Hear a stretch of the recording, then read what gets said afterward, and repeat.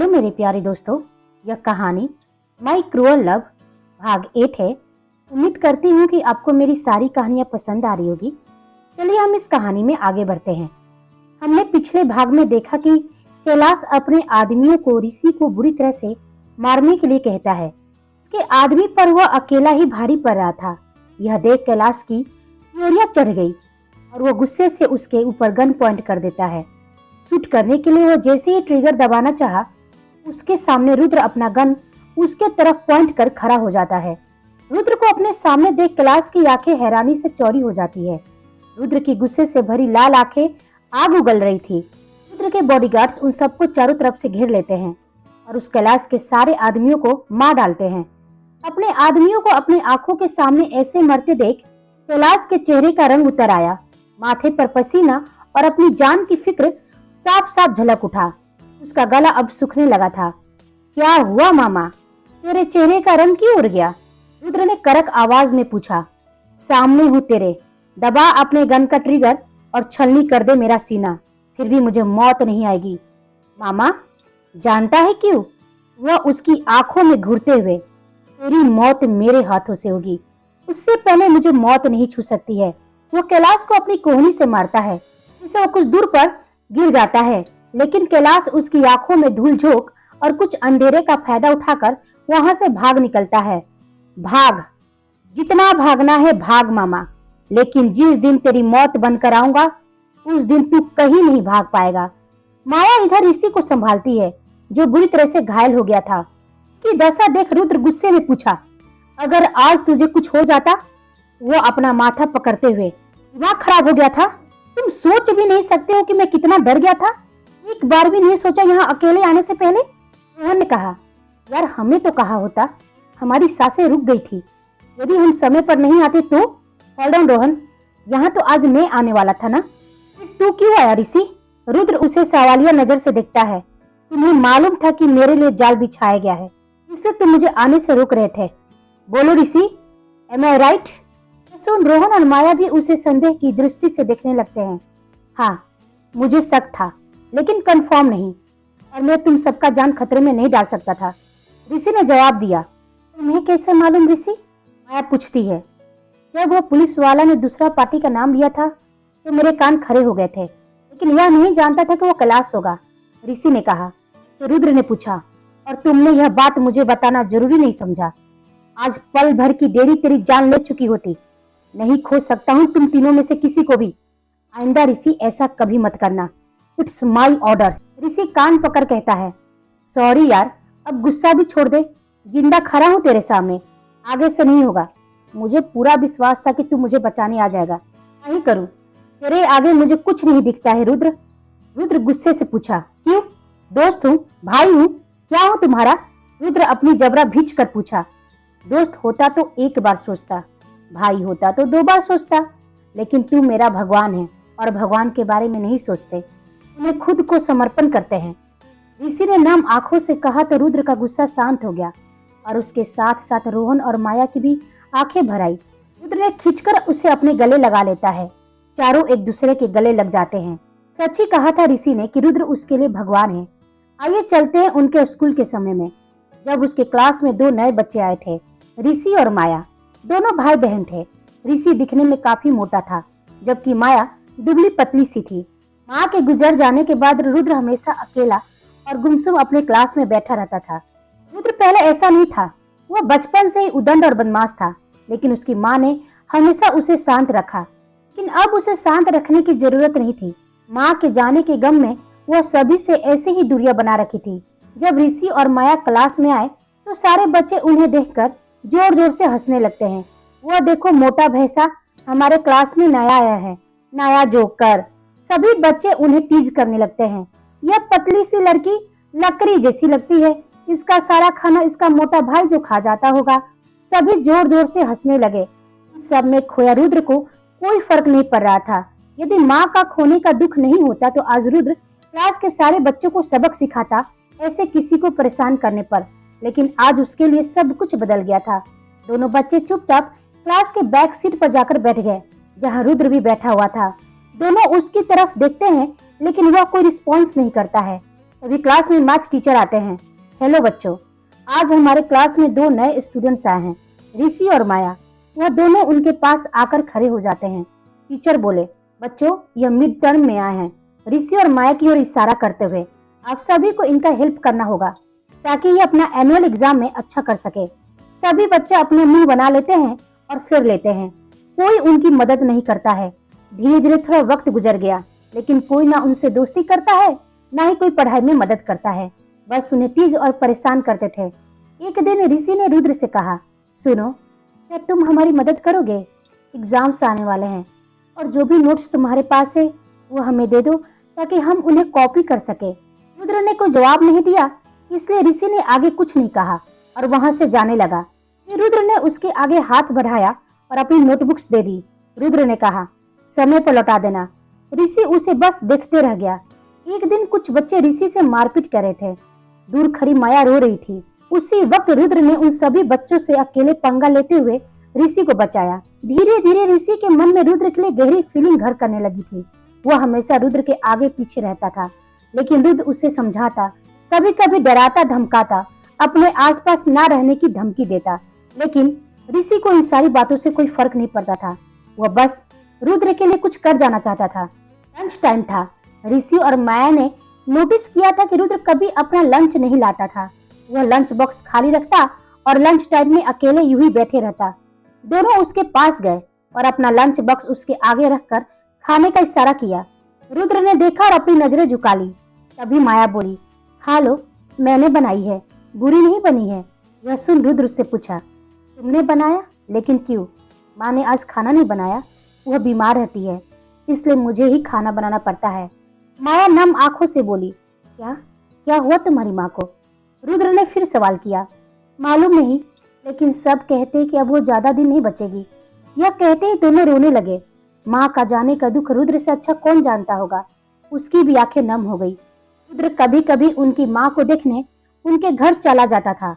घर काफी छोटा था, लेकिन उनके पापा जैसे तैसे करके घर की जीविका चलाते और उनकी पढ़ाई और माँ का इलाज करवाते। गरीबी क्या होती है उस दिन रुद्र ने महसूस किया था, क्योंकि वह एक अच्छी फैमिली बैकग्राउंड से आता था। तीनों में गहरी दोस्ती हो गई थी। रुद्र को अपने घर में जब भी पैसे मिलते वह ऋषि और माया को दे देता और उनकी मदद करता। एक दिन ऋषि और माया की जिंदगी में अंधेरा छा गया जब उनकी माँ का देहांत हो गया और उनके पापा ने दूसरी शादी कर ली। दोनों का स्कूल आना बंद हो गया था। रुद्र ने कुछ दिन स्कूल में उन्हें ना देखकर उनके घर चला गया। वहाँ जो देखा रुद्र हैरान रह गया। उनकी सौतेली माँ दोनों को टॉर्चर करी थी।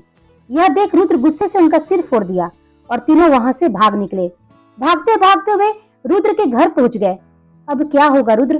पापा हमें यहाँ से ले जाएंगे और वो दुष्ट माँ हमें बहुत मारेगी। कहते कहते दोनों रो पड़े। नहीं, रो मत और ऐसे डरो भी मत। तुम दोनों अब कहीं नहीं जाओगे। इस पूरे घर में मैं और पापा ही रहते हैं और कुछ नौकर है। तुम दोनों मेरे कमरे में छुपे रहना। जब सब कुछ शांत हो जाएगा मैं अपने पापा से तुम दोनों के बारे में बात करूंगा। यह ऋषि और माया की सौतेली माँ खुश हो गई। वे दोनों बला हमेशा के लिए उनके सिर से टल गया। वह रोते रोते अपने पति को यानी ऋषि और माया के पापा को झूठ कहती है कि वे दोनों घर से पैसे लेकर भाग रहे थे। मैंने रोकने की कोशिश की तो मेरा ही सिर फोड़ दिया। वह नाटक करती है और रोने लगती है। उसके पापा कुछ दिन उन्हें ढूंढते हैं, फिर अपनी पत्नी के बात में आकर उन्हें छोड़ देते हैं। इधर एक दिन मौका पाकर रुद्र अपने पापा के सामने दोनों को अपने साथ लिए खड़ा था। सुबोध जी देखे और पूछे, यह कौन है और यहाँ क्या कर रहे हैं? रुद्र ने कहा, यह मेरे दोस्त है और इनकी भी मां नहीं है। मैं इन्हें अपने साथ रखना चाहता हूँ। पागल हो गए हो क्या? दिमाग खराब है? यह कैसे कर सकते हो? अभी कभी ये अपने फैमिली के पास जाएंगे। सुबोध जी गुस्से से बोले तो रुद्र भी गुस्से से कहा, नहीं, यह कहीं नहीं जाएंगे और गए तो मैं भी इनके साथ हमेशा के लिए चला जाऊंगा, आपको छोड़कर, जैसे हम दोनों को माँ छोड़कर चली गई। सुबोध जी की आंखें नम हो गई थी। रुद्र का व्यवहार और गुस्सा देखकर वह हैरान थे। वह कुछ बोल नहीं पाए। रुद्र को अच्छे से जानते थे कि वो जो ठान लेता है तो वही करता है, इसलिए वह उन दोनों को अपने घर में रखने के लिए मान गए। फिर कंटेनर के दरवाजा पिटने की आवाज उनके कानों में आई। सब सतर्क हो गए, अपनी अपनी बंदूकें निकाल आगे बढ़े और उन्होंने कंटेनर्स का दरवाजा खोला तो उनकी आंखें फटी की फटी रह गई। 10 से 15 साल की बीच की उम्र की लड़कियां उसके अंदर भरी हुई थी। सबके हाथ पैर मुंह बंधे हुए थे। रो रो कर उनका बुरा हाल था। डर से वो थर थर कांप रही थी। माया अंदर गई तो सभी उससे लिपटकर रोने लगी। माया का कलेजा मुंह में आ गया। रोहन बाहर आया और रुद्र से पूछा, अब क्या करना है? यह तो काफी छोटी लड़कियां है। रुद्र ने कहा, वही करो जो करते आए हैं, बिजनेस करते हैं, उम्र नहीं देखते। और माया पूछी, और वो कैलाश? वो तो भाग निकला, फिर से प्लान बनाएगा।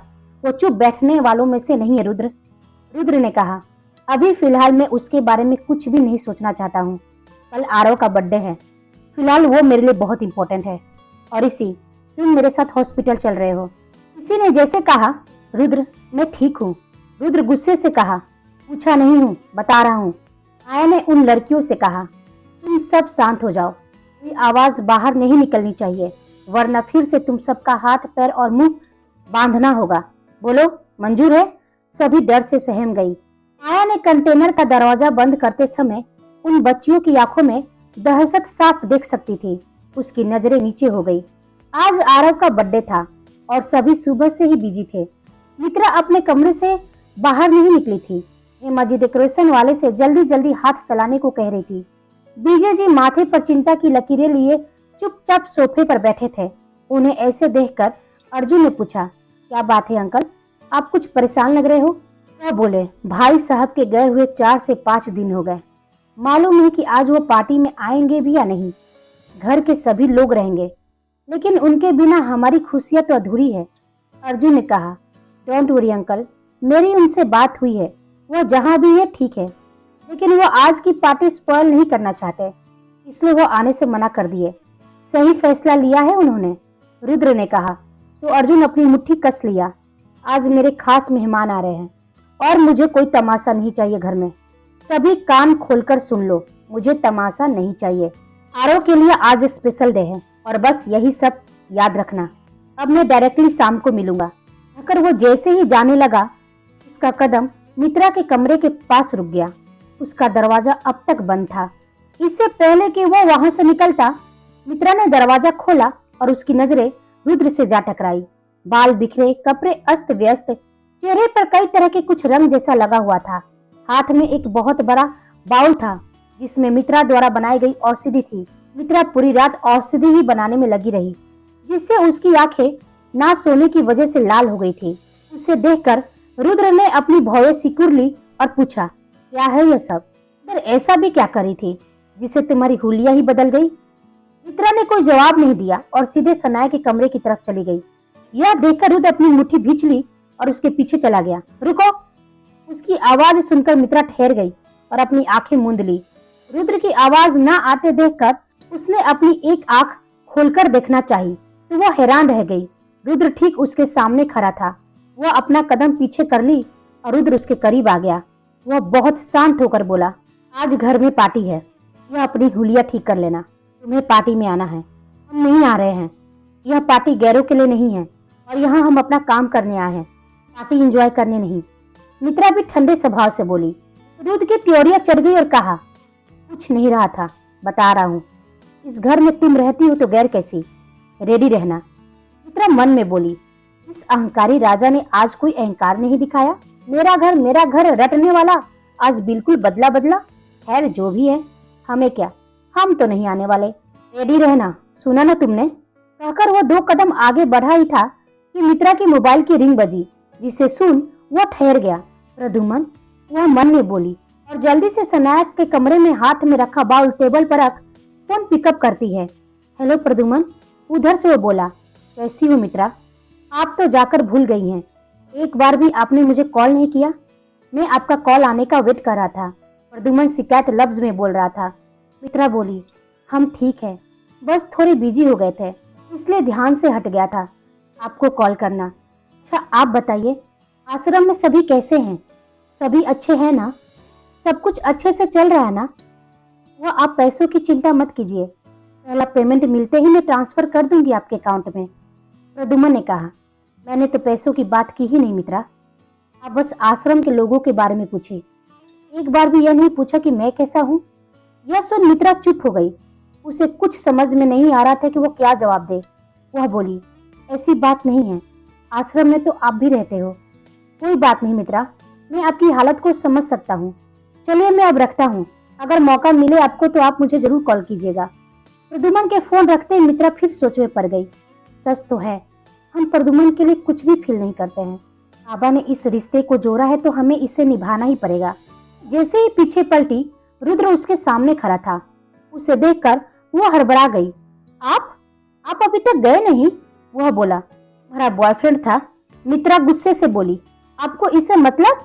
वह मेरा बॉयफ्रेंड है या नहीं? कोई हो, आप क्यों जानना चाहते हैं? वह बोला। मुझे बिल्कुल नहीं जानना चाहिए। बस मैं यह देखने आया था कि तुम यहाँ इलाज के नाम पर क्या कर रही हो। ऐसे भी गजब का बॉयफ्रेंड है तुम्हारा। तुम्हें इतने दूर किसी अनजान देश और घर में भेज दिया सिर्फ पैसों के लिए। मित्रा अपनी आंखें मूंद लेती है। वह रुद्र के सवालों का जवाब नहीं देना चाह रही थी। सच कहूं, यदि तुम मेरी गर्लफ्रेंड होती तो मैं तुम्हें अपनी आंखों से 1 मिनट के लिए ओझल नहीं होने देता। इतना दूर जाने का तो सवाल ही नहीं होता। मित्रा ने कहा। इसलिए हम आपकी गर्लफ्रेंड नहीं है। तुम बन भी नहीं सकती हो।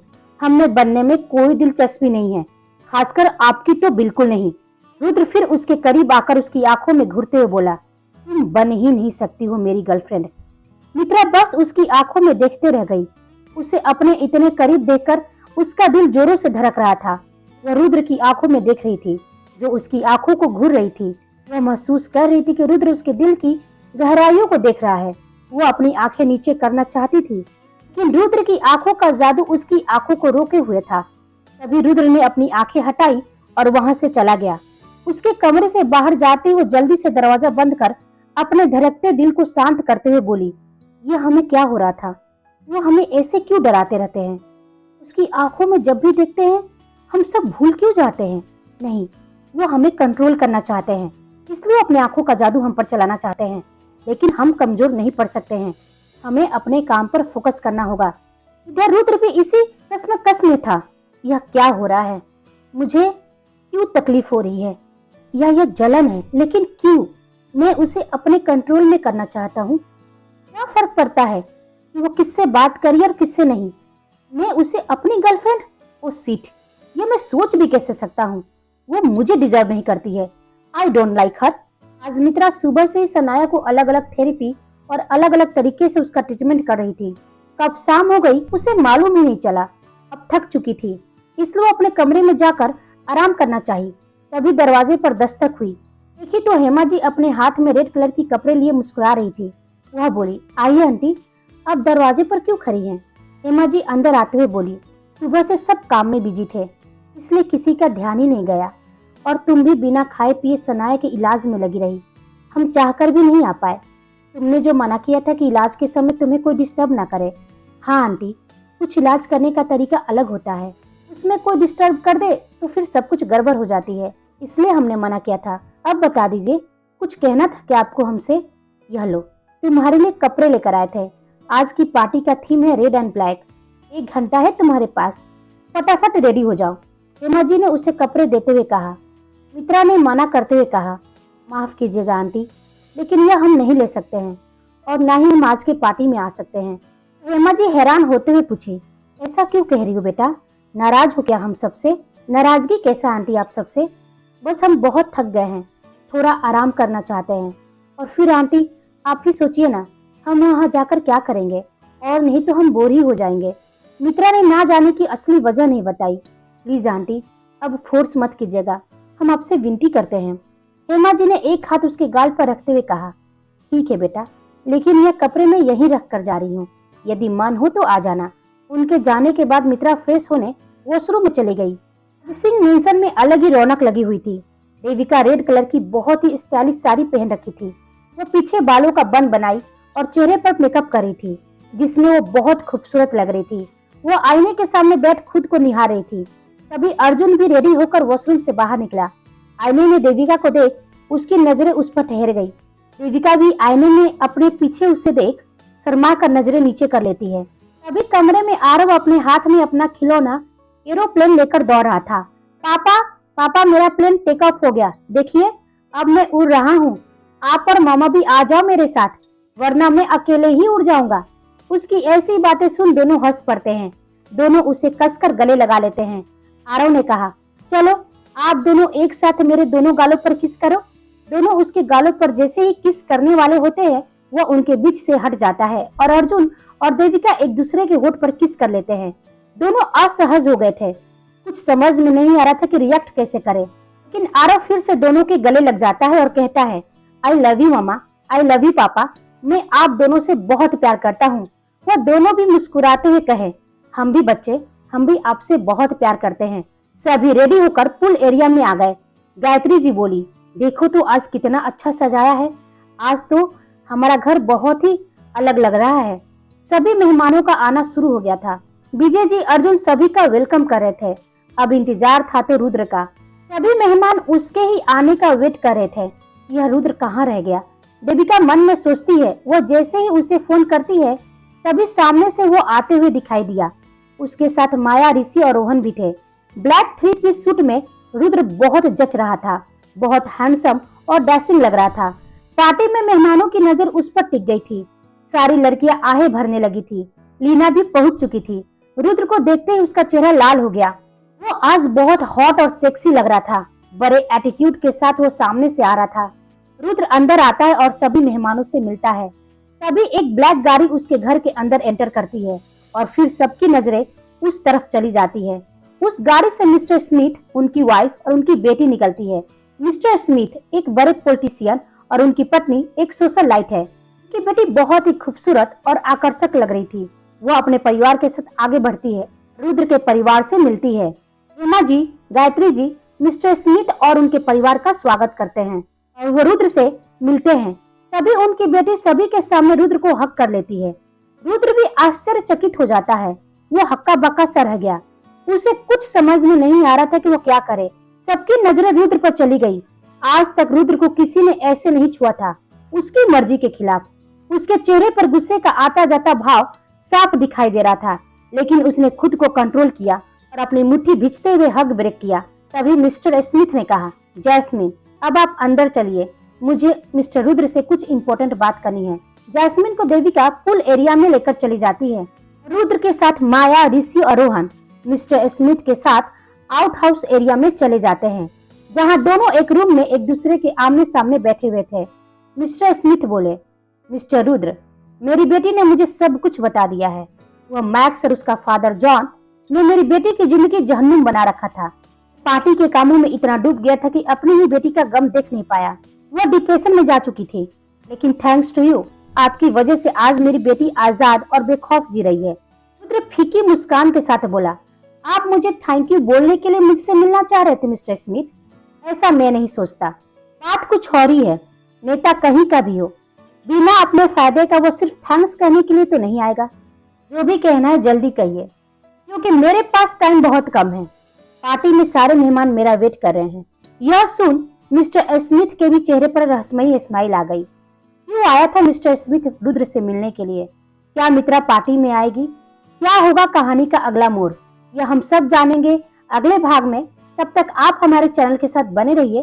लाइक, शेयर, कमेंट और सब्सक्राइब करना बिल्कुल ना भूलें। आप सभी को मेरी कहानी सुनने के लिए धन्यवाद।